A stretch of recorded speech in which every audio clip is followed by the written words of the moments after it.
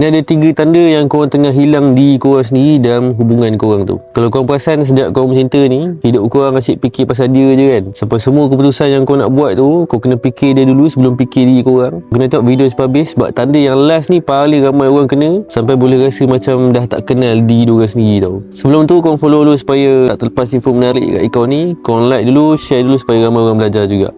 Yang pertama, korang selalu cancel plan korang sendiri semata-mata untuk dia tau. Walaupun korang penat gila ataupun ada benda penting kan, tapi bila dia ajak ataupun nak sesuatu, korang terus letak dia sebagai priority korang. Nombor 2, korang start takut bersendirian. Bila dia tak ada ataupun tak reply, korang terus gelisah ataupun kau jadi tak selesa tau. Kau rasa macam hidup korang ni tak complete tanpa dia. Nombor 3, dah tak berani buat keputusan besar tanpa minta pendapat dia. Dari hal kecil macam beli baju sampailah hal besar. Contohnya macam kau nak tukar kerja ataupun sambung study. Dulu korang decide benda ni semua sendiri. Sekarang kau rasa macam dah tak boleh dah kalau dia tak ada. So kalau korang tengah alami ni, kau kena belajar cakap no tau, dengan sopan bila perlulah. Dan paling penting kau kena ingat baliklah apa yang buat korang happy and kau rasa confident balik sebelum involve dalam hubungan ni. So korang rasa apa lagi tanda yang seorang tu tengah hilang diri sendiri? Cuba kau komen.